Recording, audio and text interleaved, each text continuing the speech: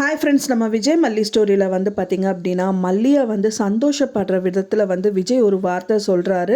So அதை பார்க்கும்போது ரொம்ப சந்தோஷமாக இருக்குது அப்படின்னு சொல்லலாம். ஆனால் வந்து நடைமுறையில் இதெல்லாம் சாத்தியமா அப்படின்னு தான் தெரியல. அவர் என்ன சொல்ல வர்றாரு பார்த்திங்கன்னா, இப்போ மல்லி வந்து மெயினாக வந்து அன்னபூர்ணியாமா பயங்கரமாக டென்ஷன் ஆகிறாங்க. கோயிலுக்கு இவங்க 2 பேரையும் போயிட்டு வர சொல்லி அவங்க வேண்டுதலும் வச்சுருக்காங்க.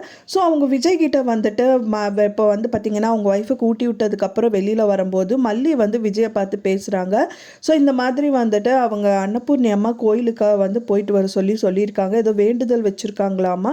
ஸோ நம்ம 2 பேர் காலையில் போயிட்டு வந்துடலாம் அப்படிங்கிற மாதிரி சொல்கிறாங்க. என்ன வேண்டுதல் ஏது என்னன்னு கேட்கும்போது, அதாவது வந்து ரேணுகா நல்லா ஆயிடணுங்கிறதுக்காகவா அப்படின்னு கூட இருக்கலாம் தயங்குறாங்க. அப்போ தான் அன்னபூர்ணியம்மா அங்கேருந்து சடனாக வந்துட்டு, என்னப்பா புள்ள இப்படியெல்லாம் பேசிகிட்டு இருக்க, போட்டு உடைக்க வேண்டியது தானே.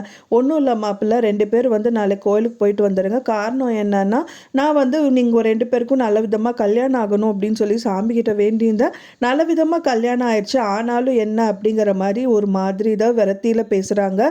அது மட்டும் இல்லாமல் கடவுள் மட்டும் கண்ணு திறந்தால் போதுமா, நான் திறக்கிறவங்க வந்துட்டு அவங்களும் மனசு வச்சா தானே முடியுங்கிற மாதிரி மறைமுகமாக விஜயை பார்த்து வந்து திட்டாத குறையா வந்து பேசிட்டு போயிடுறாங்க.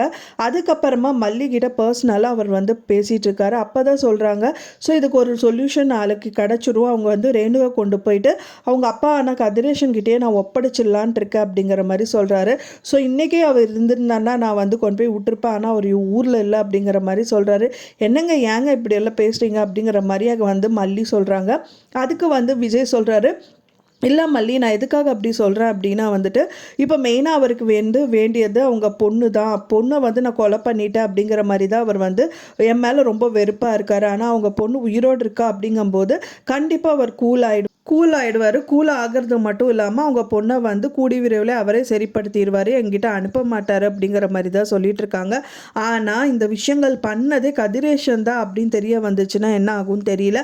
அப்படி தான் என் மனசில் தோணுது ஃப்ரெண்ட்ஸ். ஏன்னா வந்து பார்த்திங்கன்னா இப்போ நடந்துட்டுருக்கிறதுக்கு எல்லாமே கதிரேஷன் தான் காரணமாக இருக்கும். இப்போ வரைக்குமே அவங்க பொண்ணு உயிரோடு இல்லை. ஆனால் உயிரோடு இருக்கிற மாதிரி அனுப்பி வச்சு இவங்களோட லைஃப்பை ஸ்பாயில் பண்ணுறதே கதிரேஷனாக தான் இருக்கும் அப்படின்னு தான் எதிர்பார்க்கப்படுது. ஆனால் அது தெரியாமல் விஜய் வந்து பார்த்திங்கன்னா அவங்க பொண்ணை அவங்ககிட்டே விட்டுட்டாங்கன்னா இப்போ வந்து எந்த ஒரு ப்ராப்ளமும் வராது. ஸோ நம்மளோட லைஃப்பை நம்ம லீட் பண்ணலாங்கிற மாதிரி மல்லிகிட்ட சொல்லிட்டு இருக்காங்க. ஆனால் வந்து பார்த்திங்கன்னா கோயிலுக்கு போகிறாங்க. கோயிலுக்கு போயிட்டு சாமியை வேண்டிட்டு வந்துட்டு இருக்கும்போது தான் ஒரு அம்மாவை பார்க்குறாங்க. ஸோ அவங்களும் வந்து பார்த்திங்கன்னா அவங்க பொண்ணு வந்து பைத்தியமான நிலையில் இருந்து இப்போ பரவாயில்ல ஒரு கோயிலுக்கு போயிட்டுன்னு சொல்லிட்டு இருக்காங்க மல்லிகிட்ட. அதை கேட்டவுடனே மல்லி வந்து இப்போவும் வந்து ரேணுகாவை சரி பண்ணணும் அப்படிங்கிற ஒரு எண்ணத்தோடு தான் அவங்க கிட்ட பேசிகிட்டு இருக்காங்க. ஸோ இந்த மாதிரி விஷயங்கள் நடந்துட்டுருக்கு. இருந்தாலும் வந்து கதிரேஷன் வந்து பார்த்திங்கன்னா இந்த விஷயங்கள் எல்லாமே பண்ணுறது கதிரேஷன் தான். பொய்யான ரேணுகா அப்படின்னு சொல்லிட்டு இவங்க வாழ்க்கையில் நுழைச்சி இவங்களை 2 பேரும் பிரிக்க முயற்சி பண்ணுறாருன்னு விஜய்க்கு தெரிய வந்துச்சு. அப்படின்னா சும்மா இருக்க மாட்டார், டைரெக்டாக அவரை போய் ஒரு வெளுத்து வாங்கிடுவார் அப்படின்னே சொல்லலாம். ஸோ வெயிட் பண்ணி பார்க்கலாம் ஃப்ரெண்ட்ஸ், என்ன நடக்க போகுது அப்படின்னு சொல்லிட்டு.